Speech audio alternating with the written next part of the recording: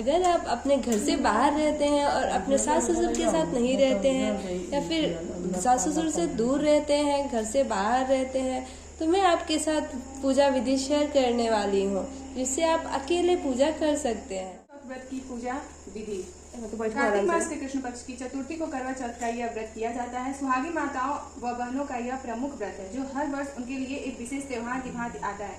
गरीब अमीर सभी जाति वर्ग के हर आयु के नव वधु से लेकर वृद्ध साधुआ और यह व्रत अपने अपने पतियों के अच्छे स्वास्थ्य और दीर्घायु की कामना करती हैं। इस व्रत के उपास में फलाहार नहीं लिया जाता। निर्जल व्रत रखकर रात्रि में चंद्रोदय होने पर चंद्र दर्शन का अर्घ देने और पूजा करने के बाद पूरी पकवान से व्रत का पारण किया जाता है। इस दिन चंद्रमा के उदय होने की अत्यंत उत्कंठा से प्रतीक्षा की जाती है जो इस दिन विलंब से उदय होता है। इस व्रत में धातु या मिट्टी के करवा से चंद्रोदय होने पर चंद्र को किया जाता है। चीनी खाड़ का करवा विशेष रूप से इन दिन बाजार में बने हुए मिलते हैं। ये खाड़ के बने करवा किसी धातु से बने करवा के साथ बहुओं के पीहर से ससुराल में मिठाई, फल, वस्त्र आदि के साथ भेजे जाते हैं, इसलिए इस व्रत का नाम करवा चौथ पड़ा। व्रत करने की विधि। स्नान आदि के पश्चात प्रातः काल से ही व्रत की तैयारियां शुरू हो जाती हैं। पूजन की सामग्री एकत्रित करते रखते हैं जिसमें सुहाग की समस्त वस्तुएं सम्मिलित होती हैं। दीवार पर भीगे चावल में हल्दी डालकर पीसकर बनाए गए एपन से करवा चौथ माता का चित्र बनाया जाता है। आजकल कैलेंडर की भांति छपा छपाया ऐसा चित्र बाजार में उपलब्ध रहता है। इसमें ऊपर चंद्र और सूर्य, करवा माता, शिव, कार्तिकेय, गणेश देवता, 7 भाई बहन सीढ़ी पर चढ़ एक भाई चलने में से दीपक दिखाता हुआ तथा अन्य परंपरा अनुसार चित्र बने होते हैं। प्रायः परिवार और आस पड़ोस की महिलाएं एक जगह एकत्र होकर चौथ माता के बने चित्र के सामने बैठकर पूजा करती हैं और पारंपरिक गीत गाती हैं। इस पूजा में लकड़ी के एक गट्ठे पर लकड़ी से बनाई गौरा गणेश शिव के प्रतीक रूप की प्रतिष्ठित किए जाते हैं। इनका पूजन अर्चन चंद्रोदय से पूर्व कर लिया जाता है।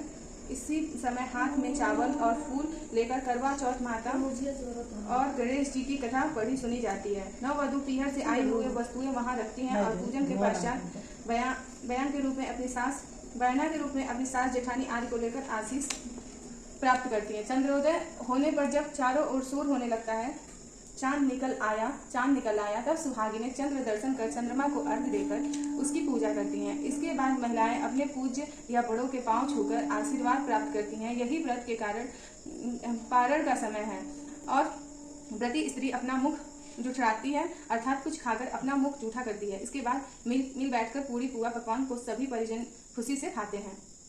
पूजन सामग्री। मिट्टी का बना करवा, धातु, तांबा, पीतल, स्टील का करवा, खाड़ का करवा, लकड़ी का पट्टा, स्वच्छ पीली मिट्टी, प्रतिमाएं बनाने के लिए रोली, चावल, एपन, दीपक, घी, रुई, बत्ती, कपूर, धूप बत्ती, दिया जलाई, फूल, माला, पान, मौसमी फल और बतासे, पेड़ा अथवा मिष्ठान, गंगा जल तथा पीला लाल वस्त्र बिछाने को सुहागन की वस्तुएं आपकी इच्छा अनुसार कुछ भी, फूल और थोड़ा सा चावल लेके आते हैं। करवा चौथ की पहली कहानी। सती द्रौपदी द्वारा किए गए व्रत की कथा। एक समय पांडु पुत्र अर्जुन नीलगिरी पर्वत पर तपस्या करने चले गए। उनके पीछे उनके भ्राता और द्रौपदी अनेक संकटों का सामना करना पड़ा। साथ ही द्रौपदी भी अर्जुन के विषय में चिंतित रहने लगी। एक दिन द्रौपदी ने भगवान श्री कृष्ण का स्मरण किया और उनके दर्शन पर उनको अपने संकटों के विषय में बताया। तब शोकाकुल सती द्रौपदी को धैर्य बंधाते हुए श्री कृष्ण ने संकटों के निवारण हेतु एक प्राचीन कथा सुनाकर यह व्रतानुष्ठान अपने का परामर्श दिया। उन्होंने द्रौपदी को बताया कि एक बार महिलाओं को कष्ट से दुखी देखकर पार्वती जी ने भोलेनाथ से कोई ऐसा व्रत बताने को कहा जो सुहागिन स्त्रियों को हर प्रकार से सुखी बनाए, उनके पतियों को दीर्घायु प्रदान करे, उन्हें सदा सुहागिन रखे। तब श्री शंकर जी ने उनके इस प्राचीन व्रत का वर्णन किया। विवाहित स्त्रियों को यह हर प्रकार से सुख संपन्न रखने एवं उनके पतियों को दीर्घायु प्राप्त करने वाला कथा बताया। उन्होंने कहा कि प्राचीन समय में एक ब्राह्मण परिवार था जिसके परिवार में 4 पुत्रों के अलावा एक कन्या गुणवती थी। परिवार के सभी व्यक्ति धार्मिक थे और वर्ष के सभी वर्ष व्रत पूजा किया करते थे। एक बार कार्तिक कृष्ण चतुर्थी को माँ बेटा तथा लड़कों की बहुओं ने करवा चौथ का व्रत रखा। सायंकाल तक व्रत पूजा की समस्त तैयारियां हो गई। चंद्रोदय होने की प्रतीक्षा हो रही थी। घर में पूरी पकवान बने थे। बेटी गुणवती को पकवान के सुगंध ने उनकी भूख को जगा दिया। उसे भूख से व्याकुल देखकर उसके दयालु भाई ने छल से भोजन कराने की सोची। उन्होंने पीपल वृक्ष की आड़ में नकली चंद्रमा दिखाकर बहन गुणवती से अर्घ दिलाकर और उसे भोजन करा दिया। भोजन करने वह बैठी ही थी कि उसकी ससुराल से अचानक पति के देहांत की खबर आ गई। वह चित्कार करती हुई अपनी ससुराल पहुंची तो वहां स्त्रियों तरह तरह की बात करने लगी। कोई बोली व्रत खंडिनी आ गई। कोई कहती अपने पति की वो ब्याह होते ही चुड़ैल खा गई। एक तो पति के मरने का ही उसे गहरा सदमा लगा था। दूसरे स्त्रियों की ऐसी तीखी बातों से उसका मन इतना विहल हो गया कि वह धरती पर पछाड़ खा खाकर रोते हुए कहने लगी, हाय मैं सचमुच ही राक्षसी हूँ। मैंने अपने पति को खाया है। हाय मैं इतनी भूखी थी कि मैंने भोजन नहीं अपने पति को खाकर भूख मिटाई। इस तरह विलाप करती हुई वह गुणवती अपने पति के साथ सती होने के लिए भागी भागी शमशान पहुंच गई और चिता में कूदना ही चाहती थी कि चौथ माता ने उसे रोक लिया और बोली, बेटी तुमसे भूल नहीं हुई है। तुम्हें भाइयों ने भुलवाए में डाल दिया था। तुम घर जाकर अपने पति के जीवित लौटने की प्रतीक्षा करो। गुणवती घर पहुंची तो उसका पति वहां बैठा मिला। पति को जीवित देखकर घर में चारों ओर खुशियां छा गई। स्त्रियां कहने लगी कि गुणवती का प्रतिव्रत धन्य और सत्य है। सब गुणवती सहित सब स्त्रियों ने अगली करवा चौथ आने पर व्रत का विधि पूर्वक पालन करने का निश्चय किया। कार्तिक कृष्ण पक्ष में जब भी करवा चौथ आई तो गुणवती ने सभी भांति विधि पूर्वक व्रत किया। श्री कृष्ण जी बोले, हे द्रौपदी, तुम भी इस व्रत को करके अपने समस्त संकट दूर कर सकोगी। यह कार्तिक मास अगला ही मास है। तुम करवा चौथ व्रत को विधि पूर्वक करोगी तो अपने सभी संकटों से मुक्त पाओगी। करवा चौथ व्रत की कथा दूसरी। एक साहूकार के 7 बेटे और 1 बेटी थी। सातों भाई तथा बहन नित्य एक साथ प्रेम से भोजन किया करते थे। बहन का विवाह होने के बाद भाई भोजन करते समय बहन को याद करते थे और फिर अनमाने में भोजन किया करते थे। जब कार्तिक से पहले बेटी विदा होकर घर आई तो घर में खुशी छा गई। जब बहन भाई फिर मिलकर बैठकर भोजन करने लगे। कार्तिक कृष्ण पक्ष में करवा चौथ का व्रत किया जाता है। घर में लड़कों की बहुएं, माँ और बहन सभी ने व्रत रखा था। शाम को सातों भाई भोजन करने बैठे तो उन्होंने बहन को भोजन करने के लिए कहा। बहन बोली, आज यह तो चंद्रमा निकलने पर ही अर्घ देकर भोजन करेगी। भाई चुप होकर भोजन करने को तैयार हो गए, पर सबसे छोटा भाई बहन से बहुत प्यार करता था। उसने सोचा कि बहन चंद्रमा के निकलने तक कैसे भूखा रख सकेगी। उसने भाइयों से सलाह करके वृक्ष के सहारे सीढ़ी लगाई और चलनी के पीछे दीपक रखकर उसके प्रकाश को चंद्रमा बता दिया और भोली बहन को अर्घ देने को कहा।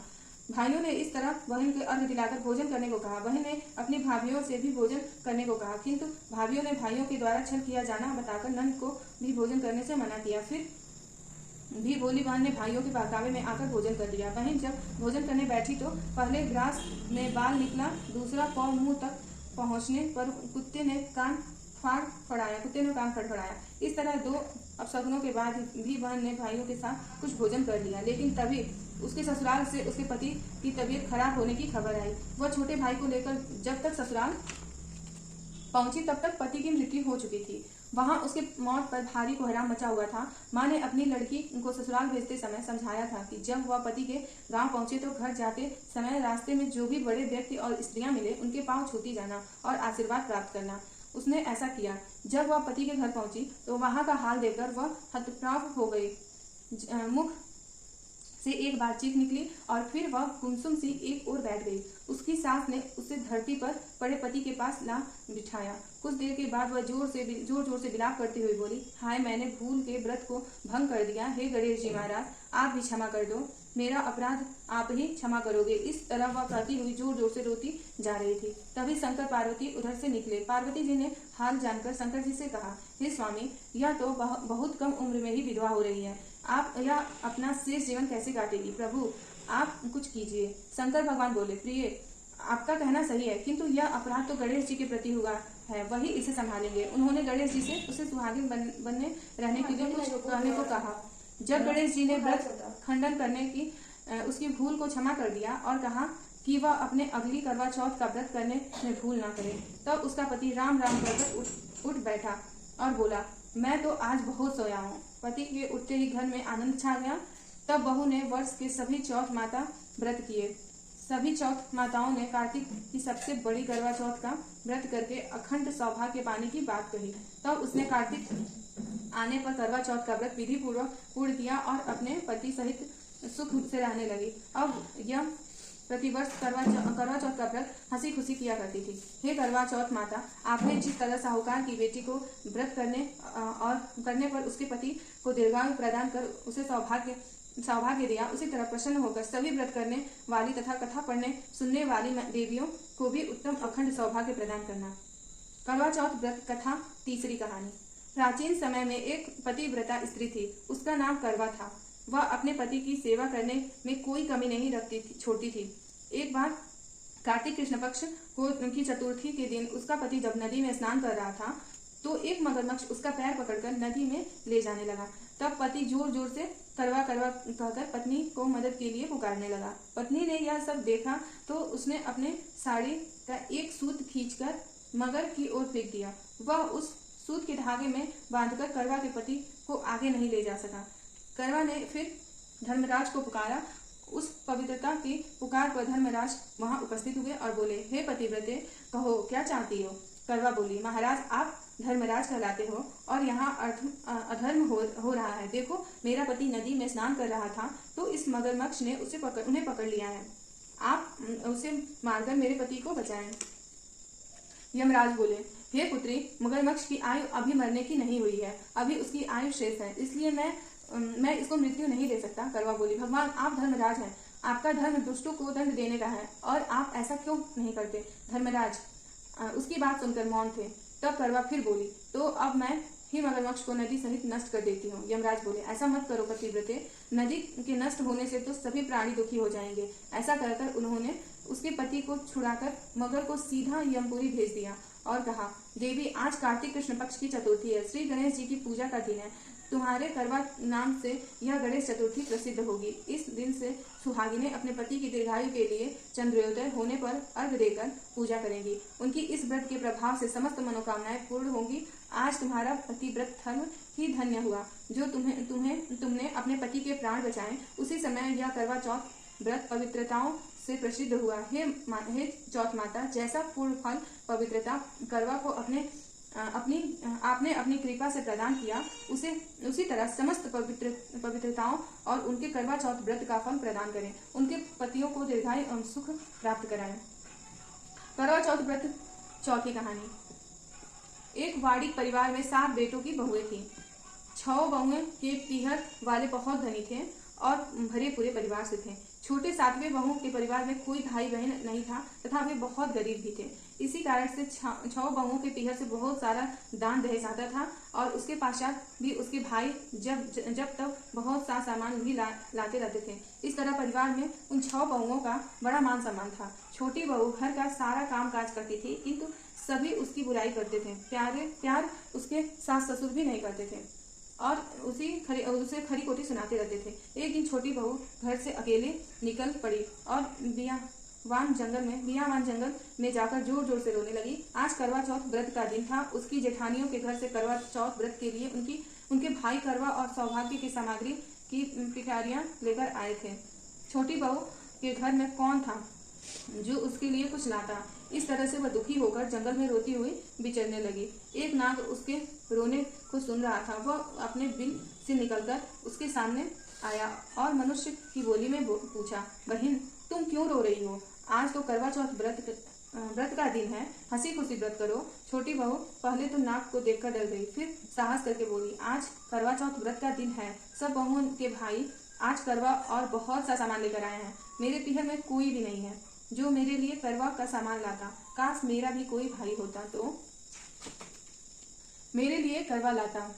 यह सुन नाग को दया आ गई और उसने कहा, बेटी, तुम अपने घर जाओ, शायद तुम्हारा कोई मुंह बोला भाई घर पर करवा लेकर आए। यह सुन छोटी बहू आकर संतोष से अपने कामों में लग गई। कुछ देर बाद एक मनुष्य आया और छोटी बहू की सास से बोला, मैं तुम्हारी छोटी बहू का भाई हूँ। उसके बचपन में ही मैं घर जाकर रहने लगा था।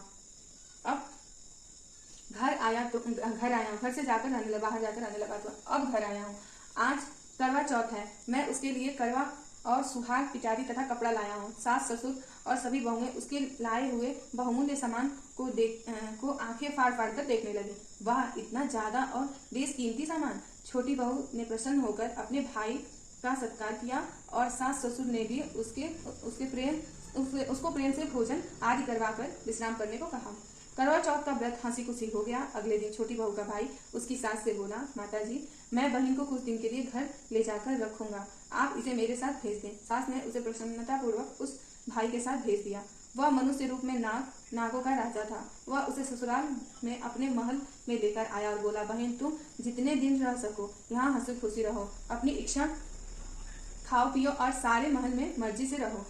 वहां घूमो, लेकिन यह ख्याल रखना कि सामने वाली नाक का ढक्कन उठाकर कुछ देखना नहीं। छोटी बहू भाई के महल में आराम से रह रही थी। एक दिन जब भाई कहीं गया था तो उसने नाक का ढक्कन उठाकर देखने का विचार किया। उसने सूने महल में नाक के ढक्कन उठाया तो उसमें नाक के बच्चे इधर उधर घूमते मिले। जब उसे किसी के आने का आभास हुआ तो उसने जल्दी से उस ढक्कन को रख दिया। जल्दी में ढक्कन रखने से एक नाग के बच्चे की पूंछ पर ढक्कन पड़ गया था और उसकी पूंछ कट गई। शाम को नाग भैया आया। बहन ने सब बात कहकर अपनी गलती मानते हुए भाई से क्षमा मांगी तो नाग भैया ने उसे क्षमा कर दिया। वह पूंछ कटा नाग बांड नाम से बड़ा चिल्लाता था। उसने एक दिन नागिन माँ से पूछा, उसकी पूंछ कैसे कटी। जब उसे मालूम हुआ कि उसकी बहन ने नाक का ढक्कन जल्दी में रख दिया था जिससे उसकी पूंछ कट गई, यह सुनकर बांड बोला, मैं उससे बदला लूंगा, मैं कुछ नहीं जानता। माँ ने उसे समझाया कि यह गलती से हुआ था, जानबूझ के तो नहीं किया गया था। बांड बोला, यह मैं नहीं जानता, मैं उसे जरूर बदला लूंगा। एक दिन बांड अपनी बहन के घर चुपचाप पहुंचकर छिप गया। वह अवसर की ताक में था कि उसे काट कर घायल करे। कमरे में जहां बांड छिपा हुआ था एक छोटी बहू बैठी थी। वहीं उसकी सास आई और बातों में उसने बहू से पूछा, बहू, तुझे सबसे प्यारा भाई कौन लगता है। बहू ने तुरंत प्रसन्न होकर कहा, माताजी, मुझे तो बांड भाई सबसे प्यारा लगता है। बांड यह बात सुन रहा था। वह सोचने लगा, मुझे धिक्कार है जो मैं अपनी बहन को जानबूझकर काटने आ गया हूँ। वह यहाँ से चुपचाप लौटने लगा। तभी उसे याद आया कि कल करवा चौथ का व्रत होने वाला है। उसने वहां से लौटकर करवा और अन्य ढेर सारा सामान इकट्ठा किया और अपने बहन के घर लेकर पहुंच गया। बहन और उसकी सास ने उसका बहुत प्यार से स्वागत सत्कार किया। वापस लौटकर जब वह अपने घर पहुंचा तो माँ ने पूछा, क्या तुमने अपने बहन से बदला ले लिया। बांड बोला, माँ, वह तो मुझे सबसे ज्यादा प्यार करती है, ऐसी बहन से कोई बदला लिया जाता है क्या। अब तो बांड अपनी बहन के घर करवा चौथ पर करवा और अन्य सामान लेकर आने लगा। सब भाई बहन के प्यार से बहुत खुश थे। हे करवा माता, तुमने छोटी बहू के जैसे दुख के दिन फेरे, उसी तरह अपने अन्य व्रत करने वाली महिला माताओं बहनों का दुख से दूर रखना और सुहागिनों को उनका सुहाग अक्षय कर उनको सब प्रकार के संतान सहित सुख संपत्ति प्रदान करना। करवा चौथ का उद्यापन करने के लिए एक थाली में 13 जगह 4 पूड़ी व थोड़ा सा सीरा रख ले। उसके ऊपर एक साड़ी, ब्लाउज और रुपए जितने चाहे रख ले। उस थाली के चारों ओर रोली चावल से हाथ फेरकर अपनी सासू को पांव लालकर उसे दे देवे। उसके बाद 13 ब्राह्मणों को भोजन करावे और दक्षिणा देकर तथा बिंदी लगाकर उन्हें विदा करें।